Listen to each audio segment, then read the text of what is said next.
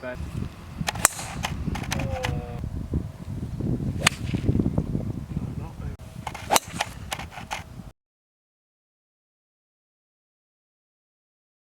My first kind of go at football was for the Cub Scouts, where I went and played in goal when I was 7.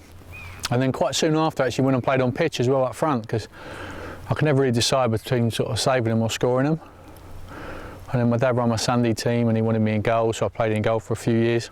But then again, he wanted me up front as well, because he couldn't find anyone that scored them like me as well. So my whole sort of young football life was mixed between not knowing whether I was going to save goals or score them. And then Chelsea came for me when I was about 14, and I was there for 9 weeks, and they watched me train on concrete and then decided I wasn't good enough, which is probably why Chelsea didn't have a good goalkeeper for years. And then Crystal Palace came in for me, and then I trained once on the grass at Palace, and they offered me schoolboy terms. Portsmouth was on loan. As my first taste of league football, I went on loan to Portsmouth to cover Alan Knight, their goalkeeper. Was that your first appearance? My first league appearance was up at Roker Park, which was the old Sunderland ground, in front of 20-odd thousand Sunderland supporters. So that was quite a baptism of fire. And in the end, generally your option for most young goalies is to move down the leagues, which is what I did. Then I went in to speak to Dave Bassett, who was a Palace manager. I said, look, Dave, no, nothing against you, we'd only just come. I said, nothing against you, but I just want to play some football. And the day after, he said, right, drive down to Bournemouth, Mel Machin wants to sign you. It was my first taste of being a proper goalie, of playing week in, week out league football. And in many ways, it was probably my favourite time in my career. In other ways, Mel Machin was a complicated character, probably as I was. So in some ways we clashed. So I kind of knew pretty soon after signing that I probably wouldn't sign a new contract. And the team itself was in turmoil. I mean, the club's in turmoil. It was the first time they went into administration.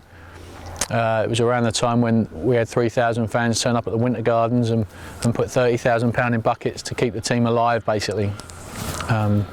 So it was an interesting time. And for me as well, it was my first taste of living away from home and the pros and cons that come with that. My contract ran out, and Bournemouth had dragged themselves out of the mire, as it were, and got themselves back financially fit, and the community trust had taken over, which I went to most of the early meetings. I was the one representing the players, and I wanted to stay, but then I knew Mel Machin didn't get on, and the reality was he'd already made plans. He was thinking about getting another goalkeeper.